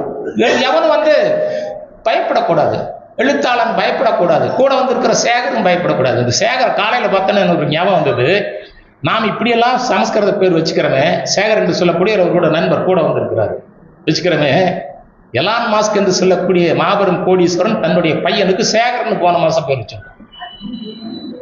யோசனை பண்ணி பாருங்க, அவன் சேகர்னு பேர் வைக்கிறான், நம்ம ஊர்ல நம்ம குழந்தைக்கு கொத்சியான்னு பேர் வைக்கிறான். எங்கேயாவது வேலு நாச்சியார்ங்கிற பெயரில் குழந்தைக்கு பெயர் வைக்கிறார்களா? நான் கூட சிவலிங்கம் ஐயா கிட்ட கடந்த முறை சொன்னேன், வேலு நாச்சியார் என்று பெண் குழந்தைக்கு பெயர் வைத்தால் அடுத்த நிகழ்வில் அந்த பெண் குழந்தைக்கு பெயர் வைத்த அந்த தாயை கூட்டிக் கொண்டு வந்து மேடையிலே நிகழ்த்தி உட்கார வைத்து மரியாதை செய்யுங்கள் என்று சொன்னேன். அது இப்போ நான் சொல்றேன். நீங்க கோயம்புத்தூர்ல போய் பிரசவாஸ்பத்திரியில போய் ஒரு போர்டு எழுதி வச்சுட்டு வந்துருங்க, பிறக்கிற குழந்தைக்கு வேலு நாச்சியார் என்று பெயர் வைத்தால் 1 பவுனோ 2 பவுனோ பான்வலை ஏறி போச்சு, 1,08,000 சரி ஒரு 1/2 பவுன் கொடுக்கலான்னு கூட எழுதி ஆளுக்கு 5,000 10,000 500 1000 சேகரிச்சு அந்த பொண்ணு குழந்தையில் போட்டா அந்த பெண் குழந்தை எப்போதும் வேலு நாச்சியார் பெயரை மனதில் வைத்திருக்கும் என்பதை சொல்லி அதை நம்ம செய்யணுமா வேண்டாமா? செய்யறோமா? நம்ம ஜான்சிராணி எத்தனை பேர் இருக்கு. இப்ப சமீபத்துல ஒரு நடிகன் பெரிய ஒரு மாநாடு போட்டான், பார்த்திருப்பீங்க. அதுல ஒரு பொண்ணு மைக்க பிடிச்சி சொல்லுது, நான் மிகவும் நேசிக்கிற இந்த நடிகனுக்கு எங்க வீட்டு 9 ஓட்டு இருக்குது, 9 பேர் ஓட்டு போடலன்னு 9 பேருக்கும் விஷம் வச்சு கொண்டு போடுவாங்க. மீடியால பேட்டி கொடுக்குது அந்த பொண்ணு. இன்னொருத்தன் இப்படியே டிவி போட்டி பிடிச்சிக்கிறான், அந்த மைக்கை வச்சுக்கிட்டு கேட்கறான், பாருமா 5-6 பேர் தலைவராக இங்க போட்டிருக்குல்ல, இதுல இருக்கிற பேர்லாம் உனக்கு தெரியுமான்னு கேட்டா அதெல்லாம் நமக்கு தெரியாதுங்கன்றான் ஒருத்தன். உடனே தமாசுன்னு கேட்டீங்கன்னா அதுல வேலு நாச்சியார் போட்டாவையும் போட்டுருக்கான் அந்த நடிகன். அவன் வேலு நாச்சியார் போட்டாவையும் மிக சிறந்த சுதந்திர போராட்ட வீராங்கனை அஞ்சலை அம்மாளை அவன் போட்டதுக்கு காரணம் அந்தந்த கம்யூனிட்டியுடைய வாக்குகளை பெற்றுவிடலாமா என்கிற ஆதங்கத்தில் போட்டிருக்கிறான். அதை விடுங்க, வேலு நாச்சியார் காட்டி யாருன்னு தெரியும் கேட்டா அந்த பையன் வேலைங்களையும் போட்டான் தெரியும், ஜான்சிராணி. ஜான்சி ராணி என்கிற பெயரைத்தான் இவன் தெரிந்து வைத்திருக்கிறானே ஒழிய நம்முடைய ராணியை இவன் தெரிந்து வைக்கவில்லை. ஆமா, ஜான்சி ராணியும் தெரியாது. படிச்சு படிச்சு படிச்சு படிச்சு படிச்சு அப்படி கொண்டு வந்து நிறுத்தி இருக்கிறான்.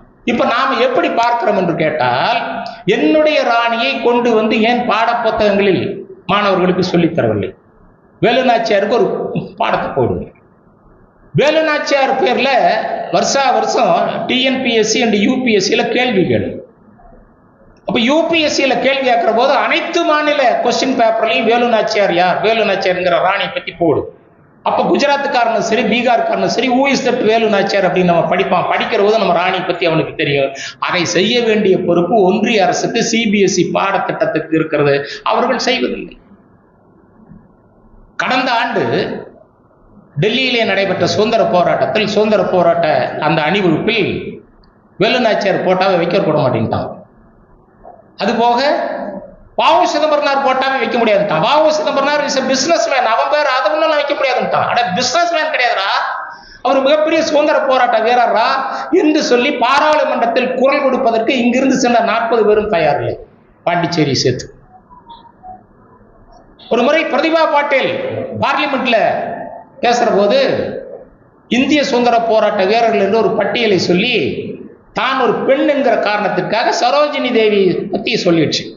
உடனே வங்காளிகளா நின்றுச்சுன்னா, நீ சரோஜினி தேவி பேர சொல்றியே, எங்க வங்காளத்தினுடைய சுபாஷ் சந்திர பேசு சொல்ல தெரியாதா உனக்கு என்று பெரிய ரகலையில் போய் ஈடுபட்டான். யாரு? வங்காளத்திலிருந்து வந்த எம்பிக்கள். ஆனால் நம்முடைய தமிழ்நாட்டிலிருந்து சென்ற நம்முடைய எம்பிக்கள் எல்லாம் உடித்து வைத்த பிள்ளையார் மாதிரி பார்லிமெண்ட்ல இருந்தானே ஒழிய ஒருத்தங்கூட எந்திரிச்சு என் வேலுநாச்சியார் பத்தி நீ சொல்லக்கூடாதா, தமிழ்நாட்டுடைய சுதந்திர போராட்டங்கள் நீ சொல்லக்கூடாதா என்று பிரதிபா பாட்டீல் இடத்துல கேட்கவில்லை. இது நியாயமா நான் கேட்கிறேன். அதனாலதான் அதுக்கு பின்னால் ஒருத்தன் கவிதை எழுதினான் பிரதிபா பாட்டீலை பத்தி. பிராண்டியின் பாட்டிலில் போட்டால் மூடி, அது முக்காடு போட்டால் பிரதிபா பாட்டீல் எழுதணும்.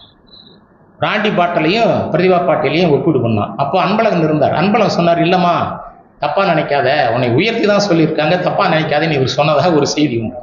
ஏன் நான் சொல்லணும்னு கேட்டீங்கன்னா, பிரதிபா பாட்டீல் என்ன பண்ணாங்கன்னா, இருக்கட்டும் பெண்கள் வந்தார்கள், பெண்கள் வந்து இந்த நாட்டில் வந்து ஒரு அரசியல் அமைப்பில் சட்டத்தின்படி ஒரு ஜனாதிபதியாக வருவதை, இப்போது இருக்கிற முர்மு கூட ஒரு சாதாரண ஒரு பெண்மணி தான், மலைவாசி பெண்மணி. அந்த அம்மா ஜனாதிபதியாக வந்தது நான் ஆதரிக்கிறேன்.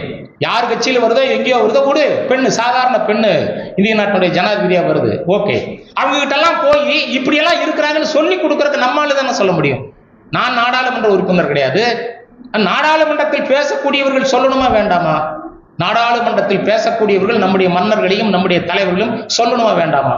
கடந்த முறை நாடாளுமன்ற தேர்தல் முடிந்து எம்பிக்கள் எல்லாம் பதவியேற்கிற போது நம்முடைய நாமக்கல் தொகுதியில் வெற்றி பெற்ற சின்ராஜ் என்று சொல்லக்கூடிய கொங்குவாளர் சமுதாயத்தை சேர்ந்தவர் பதவியேற்கும் போது தீரன் சின்னமலை பெயரை சொல்லி பதவியேற்றார். எனக்கு ரொம்ப ஆச்சரியமா போச்சு, டே பரவாயில்லடாவேன்னு சொல்லி. அப்ப உடனே அவரை சந்திப்பதற்காக நான் சென்றேன். சென்று விட்டு, ஐயா நீங்க தீரன் சின்னமலை பெயரை சொல்லி பதவியேற்ற காரணத்தினால் உங்களை பாராட்ட வந்திருக்கிறேன் என்று சொல்லிவிட்டு, நீங்கள் சொல்லி முடித்து வந்து உட்கார்ந்ததும் எந்த வடநாட்டு எம்பியாவது ஊய்ஸ் தட்டு தீரன் சின்னமலை என்று கேட்டானா என்று கேட்டபோது 3 பேர் கேட்டாங்க. ஐயா யாருன்னு கேட்டாங்க. நான் எங்க போய் ராஜான்னு நான் சொன்னேன். அப்போ இது மாதிரி நம்முடைய பெண்ணையும் சொல்லி பதவியேற்கிற ஒரு நாடாளுமன்ற உறுப்பினர் வேண்டும் என்று சொன்னால் கோவை தொகுதியில் சிவலிங்க தீவோ அல்லது கணேசனே நிறுத்தா ஜெயிச்சு போய் மேல போய் சொல்லலாம். நாடாளுமன்ற தேர்தலில் ஏதோ ஒரு கட்சியில் நில்லுங்க. அப்போ இந்த மாதிரி தான் வேலுநாச்சியாரை பார்க்க வேண்டியிருக்கு. எனவே வேக வேகமாக இப்படி அதை முடித்துக் கொடுக்கிறேன். வேலுநாச்சியார் என்கிற ராணியை நீங்கள் சாதாரணமாக எண்ண வேண்டாம். அவருக்கு நிறைய வாழ்க்கையில பிரச்சனை இருந்தது. இப்போ நீங்க இப்படி எடுங்க, ஒரு ஆம்பளை குதிரையில் உட்கார்ந்து போருக்கு போற போது உடைவாள் வச்சுக்கணும், அந்த குதிரைக்கு சாப்பிட்றதுக்கு புல்லு வச்சுக்கணும், இவங்க குடிக்கிறதுக்கு தண்ணி வச்சுக்கணும் இல்லையா? ஒரு ஆணுக்கே இவ்வளவு கஷ்டம் என்று சொன்னால் பெண்ணுக்கு எவ்வளவு சிரமம் இருக்கும். உடைவாள், நீட்டமான உடைவாள். அந்த அம்மா வச்சிருந்த அந்த உடைவாள் வந்து ஏறத்தாழ 17 கிலோ. மராட்டி வீரன் சிவாஜி வச்சிருந்த உடைவாள் 5.5 கிலோ. யாருடைய உடைவாள் பெருசு? என்ன பேசுறீங்க? நம்ம அம்மால தான். சரி, இந்தியாவில் மன்னர்கள் எல்லாம் இறந்ததற்கு பின்பு, அரசர்கள் இறந்ததற்கு பின்பு, மனிதர்கள் இறந்ததற்கு பின்பு மனைமார்கள் சதி என்கிற உடன்கட்டை ஏறுவார்கள். வடநாட்டில் சதி என்கிற உடன்கட்டை ஏறினார். மராட்டிய வீரர் சிவாஜிக்கு 8 மனைவி பிளஸ் 2 மொத்தம் 10 பேர் சிவாஜியோட மனைவிகள். முதல் மனைவி நிம்பால்கர், மூணாவது மனைவி மொஹடி. சிவாஜி உயிரோடு இருக்கும் போதே 4 மனைவிகள் இறந்து போகிறார்கள், மீதி பெண்கள் தான் இருக்கிறார்கள். அந்த மொஹடி ஒருவர் மாத்திரம்தான் உடன்கட்டை ஏறினார், மீதி யாரும் உடன்கட்டை ஏறவில்லை. தமிழ்நாட்டில் பாருங்கள், யோசித்து பாருங்கள், கணவன் இறந்ததும் உடன்கட்டை ஏறாத 2 பெண்மணிகளிலே முக்கியமானவர்கள், ஒருவர் கண்ணகி, இன்னொரு வேலுநாச்சியார். மதுரை திருமலை நாயக்கன் இறந்த போது ஏராளமான பெண்கள் உடன்கட்டை ஏறினார்கள், படித்திருப்பீர்கள். உடன்கட்டை ஏறுகிற அந்த விஷயத்தை எப்படி நீங்கள் பார்க்க வேண்டும் என்று சொன்னால், அது வெள்ளைக்காரன் காலத்தில் உடன்கட்டை ஏறுவதற்கு அப்ளிகேஷன் போட்டு உடன்கட்டை ஏறினாங்க. என்னுடைய மூதாதையர் பெண்மணி, என்னுடைய பாட்டிமார்களில் ஒருத்தர் அப்பிருந்த கலெக்டர் கிட்ட, கோயம்புத்தூர் கலெக்டர் கிட்ட போய் மனு கொடுத்து, பல்லடத்துல போய் அப்ளிகேஷன் கொடுத்து, அந்த அம்மா உடன்கட்டை ஏறிச்சு. அந்த அம்மாவுக்கு வந்து கோயில் இருக்குது, எங்க ஊர்ல கோயில் இருக்கு. மறவர் குலத்தை சேர்ந்த பெண்மணிகள் எல்லாம் உடன்கட்டை ஏறினால் அவர்களுக்கு நினைவாக ஒரு கோயில் கட்டுவார்கள். அந்த கோயிலுக்கு பேரு தீப்பாய்ந்த அம்மன் கோயில் என்று தென் மாவட்டங்களிலே இருக்கிறது. தீப்பாய்ந்த அம்மன் அப்படிங்கிற பேர்ல உடன்கட்டை ஏறுங்களுக்கு கொடுப்பாங்க. ஆனால் தன்னுடைய கணவன் இறந்த போது கூட வீர ஆவேசத்தோடு, கணவன் இறந்த போது கூடவே கௌரி நாச்சியார் என்று சொல்லக்கூடிய முதல் ராணியும் இறந்து போகிறார், கணவர் வித்மடுநாதனும் இறந்து போகிறார். ஆனால் வேலு நாச்சியார் விதவை கோலம் ஆனதற்கு பின்பு தன்னுடைய பெண் குழந்தையோடு உயிர்ப்போடு இருக்க வேண்டும் என்று சொல்லி வெள்ளையனை எதிர்த்தவர். அந்த வெள்ளையனை எதிர்த்தவரை மத்திய அரசாங்கம், ஒன்றிய அரசாங்கம் தன்னுடைய பாட நூல்களில் எல்லாம் சொல்லவில்லையே என்கிற வருத்தம் எனக்கு இருக்கிறது, உங்களுக்கும் இருக்க வேண்டும். அப்போதுதான் நாம் வேலு நாச்சியாரை புகழோடு சொல்கிறோம் என்று அர்த்தம். அப்படி நீங்கள் அதை அர்த்தப்படுத்திக் கொள்ளுங்கள். ஆக உடன்கட்டை ஏறாதவர்கள் என்று நான் சொன்னது கண்ணகியை சொன்னேன், வேலு நாச்சியாரை சொன்னேன். தமிழ்நாட்டில் சோழ நாட்டில் இருக்கக்கூடிய ராணிகள், பாண்டி நாட்டில் இருக்கிற ராணிகள் நிறைய பேர் உடன்கட்டை ஏறிக்கொண்டார்கள். ஆனால் வடநாட்டில் உடன்கட்டை ஏறுகிற விஷயம் இயல்பாக இருக்கிறது. அதனால் தான் ஐயா நான் பேசுறேன், நீங்க பேசிட்டே இருக்கிறீங்க, டிஸ்டர்பா இருக்கு, பிளீஸ். இல்லை நீங்க பேசுங்க, நான் உட்கார, அப்புறம் கூட நீங்க பேசுங்க, நான் பேசுறேன், ஓகேவா? ஏன்னா பேசுற போது ஒரு பேச்சலனுக்கு இடையீடு வரக்கூடாது. சிவலிங்கம் ஐயா கோவிச்சு கூடாது. மேல 2 பேர் பேசிட்டே இருக்கிறாங்க, பேசுறவங்க நல்லா பேசக்கூடியவங்க நல்லா பேசணும், வேண்டாம்னு சொல்லல. நான் பேசி முடிச்சிட்டு அவங்க பேசணும். அப்ப தீப்பாய்ந்த அம்மன் கோயில்கள் தென் மாவட்டங்களில் இருக்கிற மாதிரி நம்முடைய பகுதிகளில் இருக்கிறதா? கோயம்புத்தூர் பகுதியில் எங்க இருக்கா? பேசணும் பாருங்க. இப்ப உடன்கட்டை ஏறலாமா? பெண் உடன்கட்டை ஏறலாமா? வாஜ்பாயினுடைய பிறந்த தினம் இன்று. வாஜ்பாய் சர்க்கார் இருந்தபோது உடன்கட்டை ஏறுகிற சட்டத்தை கொண்டு வர வேண்டும் என்று சொல்லி டெல்லியில் இருக்கிற எம்பிக்கள் எல்லாம் முடிவு செய்தார். மீண்டும் கொண்டு வர வேண்டும், பாராளுமன்றத்தில் அதற்கான நடவடிக்கை எடுக்க வேண்டும் என்று முடிவு செய்தார். அவருடைய பிறந்த தினம்ங்கிறதுனால அந்த சப்ஜெக்ட் உங்களுக்கு சொல்ல வரேன்.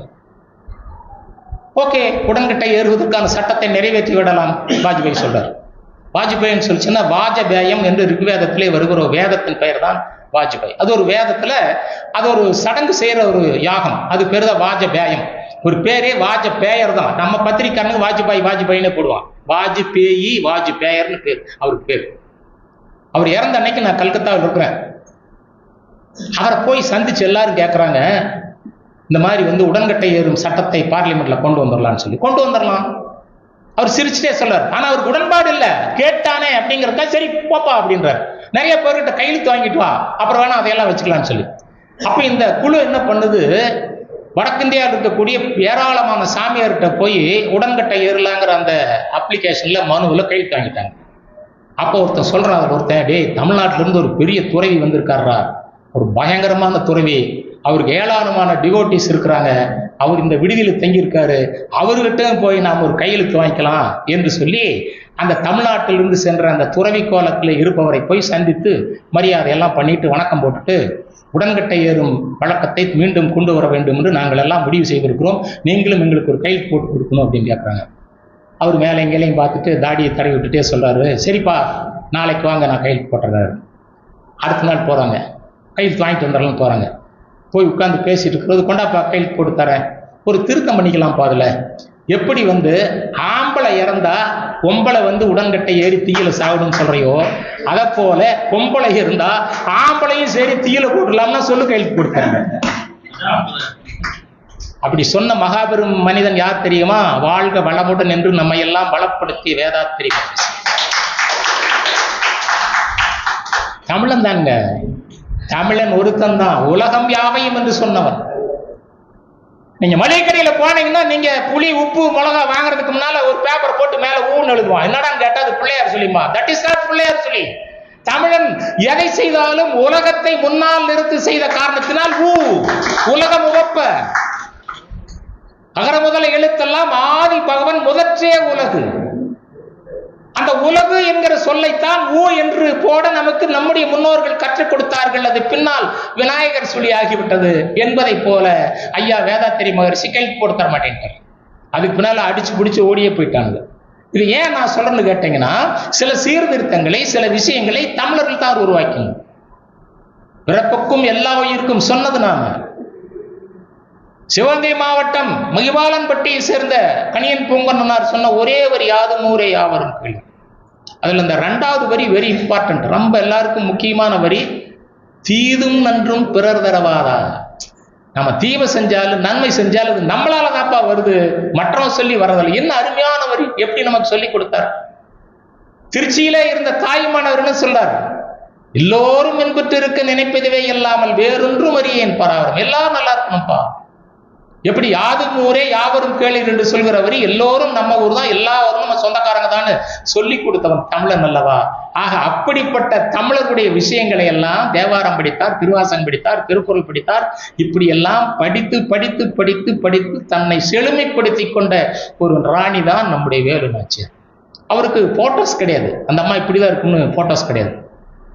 முதலில் கேமரா கண்டுபிடித்ததற்கு ஒரு வெள்ளைக்காரன் கேமராவை எடுத்துக்கொண்டு இந்தியாவுக்கு ஜான்சி ராணியை ஒரு போட்டோ எடுத்தான்.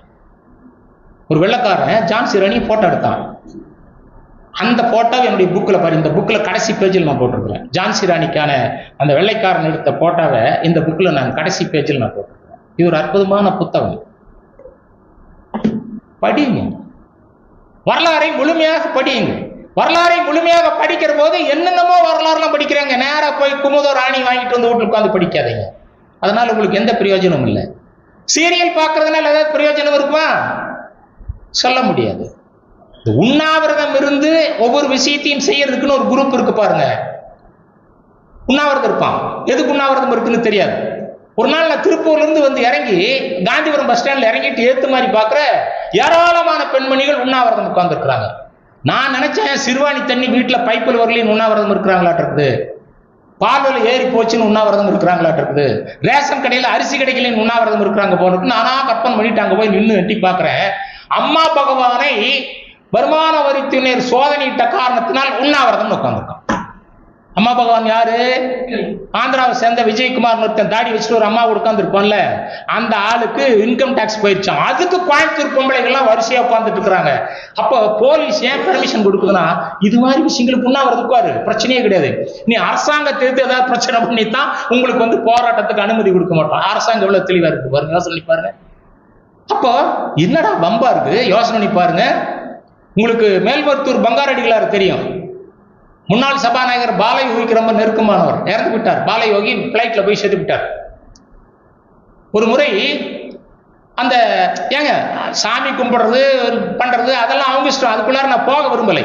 எதற்காக நான் இதை சொல்லுகிறேன் என்று சொன்னால், ஏராளமான வருமான வரித்துறையினுடைய பணத்தை எல்லாம் ஏமாற்றி தன்னுடைய வீட்டில் தன்னுடைய படுக்கை அறையில் 500 ரூபா கட்டு 200 ரூபா கட்டு பணத்தை எல்லாம் ரப்பர் பேண்ட் சுத்தி அதை ஒரு மெத்தை வடிவமாக்கி அந்த மெத்த வேலை படுத்துட்டு இருந்தார் பங்காரடிகளார். It is prove.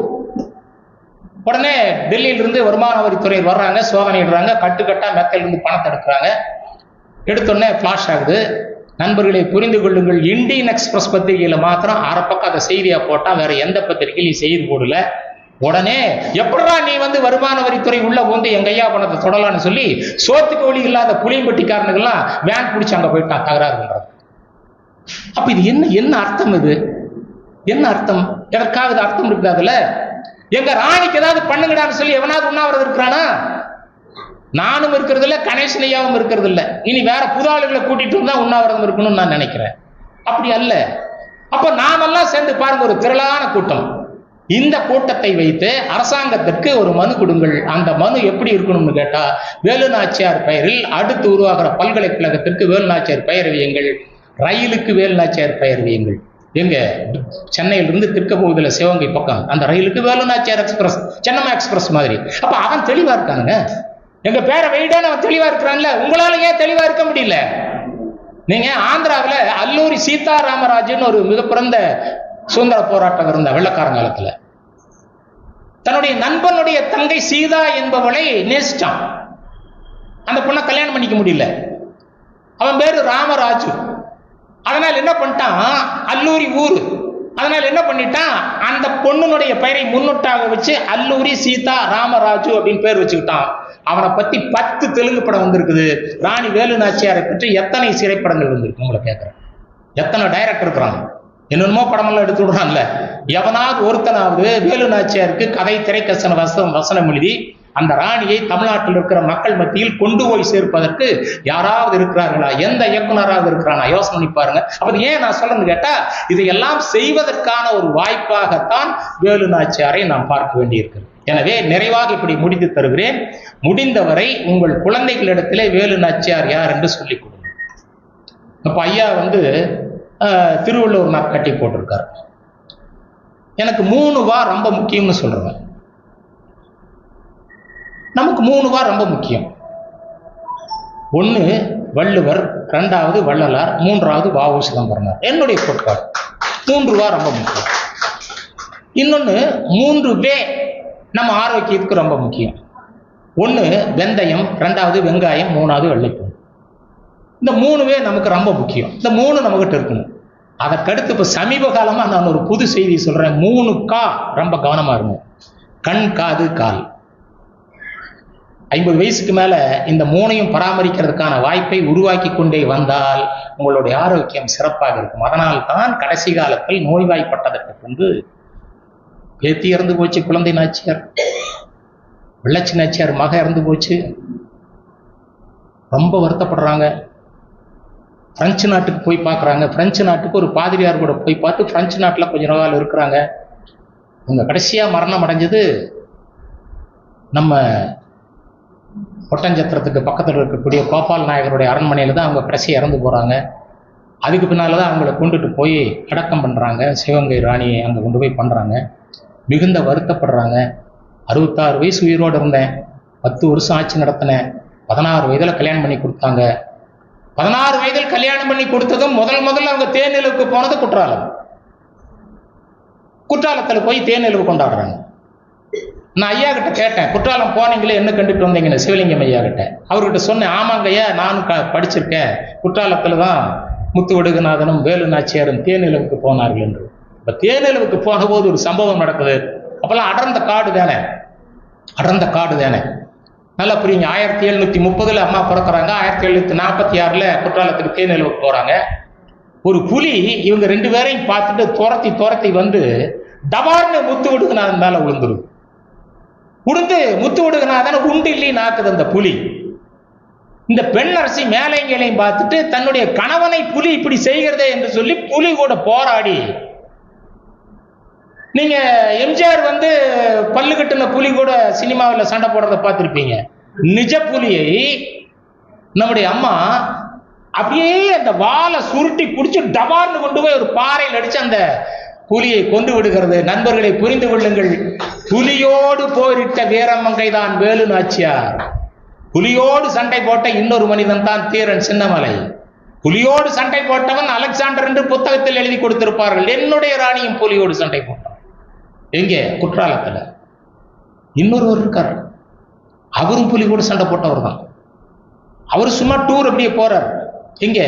குமுளிக்கு மேல தேக்கடி போயிருப்பீங்க. அந்த தேக்கடியில் இருக்கிற அதாவது விஷயத்தெல்லாம் பார்த்துட்டு அப்படியே கீழே இறங்கி வர்றார். குமுளிக்கெல்லாம் வர்றார். வரபோது புதருக்குள்ளிருந்து ஒரு புலி நேராக அந்த மனிதர் மீது பாய்ந்து விடுங்க. பாய்ந்ததும் அவர் என்ன செய்யறாரு, அந்த புலியை போய் மேலே கீழே பார்க்குறாரு. என்ன, நம்மளை நீ கடிச்சு தின்றுவியா என்று கேட்டு அது கூட கொஞ்ச நேரம் உரையாடுறாரு. இப்போ உரையாடி இப்படி மேலே மேலேயும் பார்த்துட்டு டபார்னு அந்த புலியினோட கழுத்தை இறுக்கி பிடிச்சி அது கூட சண்டையை போட்டு அந்த புலியை அங்கேயே கொன்று விடுகிறார். அப்படிப்பட்ட மாமனிதர் தான் முத்துராமலிங்கத்தேவர். ஆக புலியோடு சண்டை போடுகிறவர்கள் சினிமாவில் வருகிறவர்கள் அல்ல. நீங்க மிஸ்டர் பை அப்படின்னு ஒரு சினிமா வந்தது, பார்த்துருக்க கூட ஆங்கிலத்தில். அதுல புலி தான் கேரக்டர். நான் படம் பார்க்கும்போது நினைச்சேன், டே நெஜ புலி இப்படி நடிக்க வச்சிருக்கிறானுங்களே என்று நினைத்தேன். அப்புறம் தான் தெரிஞ்சது அது கிராபிக்ஸ் புலி என்று தெரியும். 1980களுக்கு பின்னால கோயம்புத்தூர் வந்தா நான் பிரதானமா 2 சினிமா தியேட்டரை விரும்பி பார்ப்பேன். ஒன்று எதிரில் இருக்கிற ரெயின்போ தியேட்டர், கொஞ்சம் தூரம் தள்ளி இருக்கு ரெயின்போ, இப்போ அதை இடிச்சிட்டாங்க.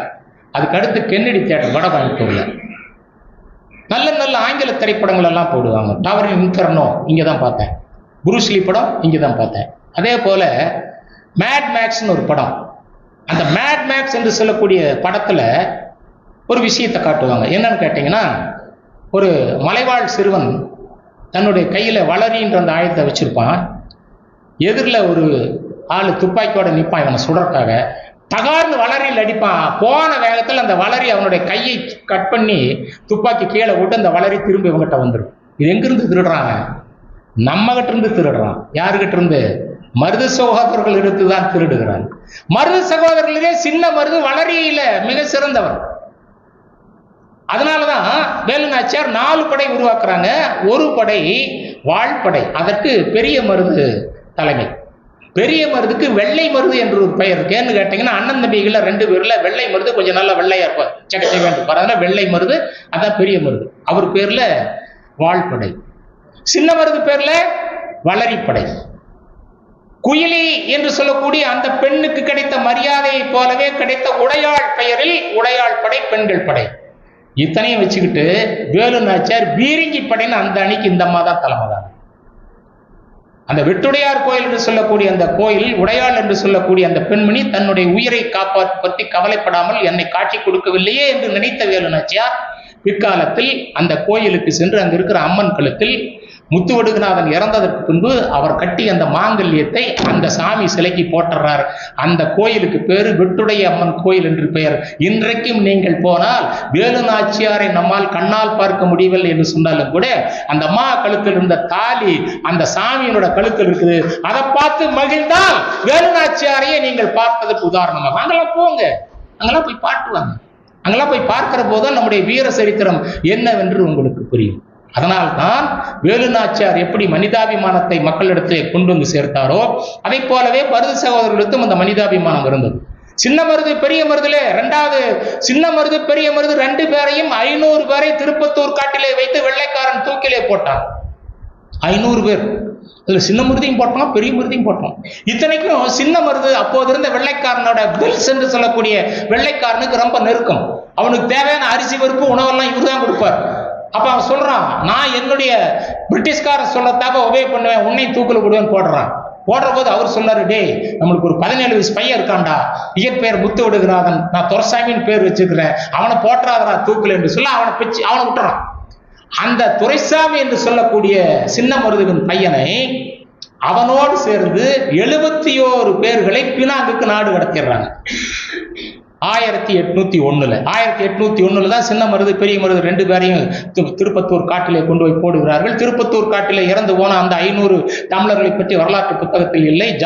ஜாலியன் வாலாபாக்கில் செத்து போன கொஞ்சம் பேரை பற்றி மாங்கு என்று நம்முடைய சரித்திர புத்தகங்கள் எழுதி கொடுத்திருக்கும். ஜாலியன் வாலாபாக்கில் அந்த வெள்ளைக்காரன் டயர் என்பவரை உத்தம் சிங் என்று சொல்லக்கூடியவன் லண்டனுக்கே சென்று சுட்டு அவனுடைய வீரத்தை காப்பாற்றினான் என்றெல்லாம் வரலாறு படிப்போம். ஆனால் தமிழர்களாகிய 500 பேரை திருப்பத்தூர் காட்டிலே வெள்ளைக்காரன் போட்ட விஷயத்தை நாம் கண்டுகொள்வதில்லை, படிப்பதும் இல்லை. அப்படி 71 பேர் பினாம்களை கொண்டு போய் அனுப்புறோம். அனுப்புறது 1801. அப்ப அவனுக்கு வயசு 17. 1818 வருகிற போது அந்த துரைசாமி என்று சொல்லக்கூடிய அந்த பையனுக்கு 37 வயது. போய் பார்த்துட்டு சொல்றான். அப்போ அவன் அதிகாரியா போறான். அந்த பெல்ஸ் என்று சொல்லக்கூடிய அதிகாரி பினாங்கில அதிகாரியா போறான். பார்த்துட்டு, டேய் நீ துரைசாமி தானே என்று கேட்கிறான். ஆமா அப்படிங்கிறான். டேய் உங்க அப்பா எனக்கு அவ்வளவு ஃப்ரெண்டா இருந்தாரா அப்படிங்கிறான். சரி எனக்கு விடுதலை பண்ணிடலாமா? அது எப்படி? நான் பிரிட்டிஷ்காரன், என்னால அதெல்லாம் செய்ய முடியாது. சரி என்னை எங்க ஊர்ல இருக்கிறவங்களுக்கு நான் கடிதம் எழுதிருக்காத ஒரு உதவி செய்யணும் கேட்க, அதுவும் முடியாதுன்னு சொல்லிடலாம். அதற்கு பின்னால் திருநெல்வேலி சரித்திரம் என்று சொல்லக்கூடிய ஒரு அற்புதமான நூலை எழுதிய குரு குகதாச பிள்ளை ஒரு சப்ஜெக்ட் கொடுக்கிறார். துரைசாமி என்று சொல்லக்கூடிய சின்ன மருதுவின் பையன் பிற்காலத்தில் மதுரையிலே வந்து நோய்வாய்ப்பட்டு சொந்தக்காரங்களை எல்லாம் சந்திக்க முடியாம போய் இறந்து போய்விட்டா என்று அந்த துரைசாமியை பற்றி சொல்கிறார். அந்த துரைசாமியை பற்றிய இளைஞனை பற்றியான வரலாறு தமிழ் இளைஞர்களுக்கும் தெரியவில்லை, நம்மை போன்ற முதியவர்களுக்கும் தெரியவில்லை. என்ன ஒரு சோகம் பாருங்க. அதற்கு பின்பு வேலுநாச்சியாருக்கு பின்பு, வேலுநாச்சியார் நான் ஏற்கனவே சொன்ன 1796 காலமாகிறார். 1801 வரை மருது சகோதரர்கள் ஆட்சி நடத்துகிறார்கள். அப்படி ஆட்சி நடத்தி கொண்டிருந்த மருது சகோதரர்களிலே ஒருவர் பெரிய மருது என்ன பண்றாரு, திருப்புவனம்னு சொல்லி ஒரு ஊர் இருக்கு, திருப்புவனம். அதுக்கு வந்து தமிழ்ல திருப்புவனம் என்று சொல்வார். அங்க ஒரு கோயில், பிரம்மாண்டமான கோயில். இதோடு சொல்லி நிறைவு செய்கிறேன். அங்க ஒரு பிரம்மாண்டமான கோயில். அந்த கோயில் பக்கத்துல ஒரு மிக சிறந்த மரம் ஒன்று இருக்கிறது. அந்த கோயில்ல போய் சாமி கும்பிட்டுட்டு வைகை ஆற்றுல போய் குளிச்சுட்டு நிறைய பேர் வந்து அந்த மரத்தினுடைய நிழலில் இளைப்பாறுவார்கள். இந்த சின்ன மருது என்ன பண்றாரு, அங்க இருக்கிற அந்த மரத்தை வெட்டுங்கடா, அதை வந்து காளையார் கோயில்ல ஒரு தேர் செஞ்சு சாமிக்கு வைக்கணும், அதை வெட்டிட்டு வாங்கடான்னு எல்லாரையும் அனுப்புறாரு. காளையார் கோயில் தேர் மிகவும் பிரமாதமான தேர். தமிழ்நாட்டிலேயே மிக சிறந்த தேர் இருக்கிற இடம் திருவாரூர் தியாகராஜ சாமி கோயில் தேர், ஆழித்தேர் என்று சொல்வார்கள். அதுதான் முதல் தேர். அப்புறம் அதுக்கு பின்னால்தான் தேர் இருக்குதா என்று கேட்டால், நம்முடைய கதிர்வேல் ஐயா ஊர் வந்து கல்லல் பக்கத்துல ஆலம்பட்டி என்கிற ஊர், அவங்க ஊர்ல ஒரு தேர் இருக்குது. அது இரண்டாவது தேர். அது இவங்க மூதாதையர்கள் உருவாக்கின தேர். அதே போல காளையார் கோயில் தேர். அந்த காளையார் கோயில் தேருக்கு எல்லாம் செய்யறதுக்காக இந்த மரத்தை வெட்டுங்கடான்னு மருது அனுப்புறாரு. உடனே மரத்தை வெட்டுறதுக்கெல்லாம் ஆளுகள்லாம் போய் நிக்கிறாங்க. நிக்கிற ஒரு கோயில் அர்ச்சகர் பூசகர் வந்து சொல்றாரு, அப்பா வெட்டாதீங்கப்பா, மன்னன் கட்டளை, நாங்கள் வெட்டுவதற்காக வந்திருக்கிறோம் என்று சொல்ல, நீ மன்னனைவே போய் வர சொல்லி நாங்கள் வெட்ட விட மாட்டோம்னு சொல்லிடுறாரு.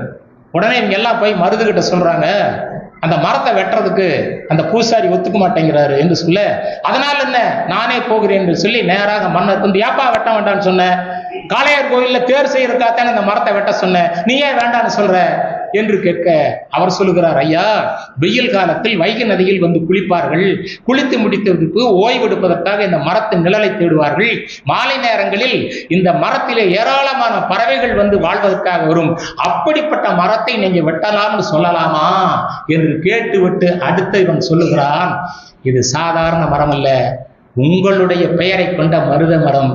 உங்களுடைய பெயரை கொண்ட அந்த மருத மரத்தை வெட்டினால் உங்களையே வெட்டுவதற்கு சமம் அல்லவா, எனவேதான் நான் வெட்ட வேண்டாம் என்று சொன்னேன் என்று சொல்ல மருத பிரிந்து போறார். டே, நம்ம மேல இவ்வளவு பிரிய வச்சிருக்கிற ஆளுகள்லாம் இருக்கிறாங்களா என்று சொல்லி அந்த மரத்தை வெட்டுவதற்கு அவர் அனுமதிக்கவில்லை. இப்போது நீங்கள் திருப்புவனம் போனாலும் அந்த மரத்தை பார்க்கலாம், அந்த வைகை ஆற்றை பார்க்கலாம். இதுதான் மருதுவுக்கு இருக்கக்கூடிய தன்மானமும் மானமும் அவர் கொடுக்கிற மரியாதையும் என்பதை அடிப்படையில் புரிந்து கொள்ளுங்கள். எனவே முறை செய்து காப்பாற்றும் மன்னவன் மக்களுக்கு இறை என்று வைக்கப்படும். இது எங்கே நடந்தது என்றால் விக்கிரமபாண்டிய நகர் என்ற முறையூரில் நடந்தது. இது 1959 கண்ணதாசனால் எடுக்கப்பட்ட. சொல்லிடுறேன். எனவே நீங்கள் அப்படி அடிப்படையில் புரிந்து கொள்ளுங்கள். முடிந்தவரை நான் கடைசியாக இப்போது இப்படி நிறுத்துகிறேன். உங்கள் குழந்தைகளுக்கு தமிழ் பெயர் வையுங்கள். உங்கள் காலசோலைகளில் தமிழில் கையெழுத்திடுங்கள். முடிந்தவரை உங்களுக்கு பிறக்கிற பெண் குழந்தைகளுக்கு அல்லது உங்களுக்கு பிறக்கிற பேத்திமார்களுக்கு வேலு நாச்சியார் என்று பெயர் வையுங்கள் என்கிற விஷயத்தை முத்தாய்ப்பாக சொல்லி இங்கே உங்களை எல்லாம் சந்தித்து பேசுவதற்கு எனக்கு வாய்ப்பை கொடுத்த சிவலிங்கம் ஐயா அவர்களுக்கு என்னுடைய நன்றியும் வணக்கத்தையும் தெரிவித்து நிறைவு செய்கிறேன். வணக்கம், நன்றி.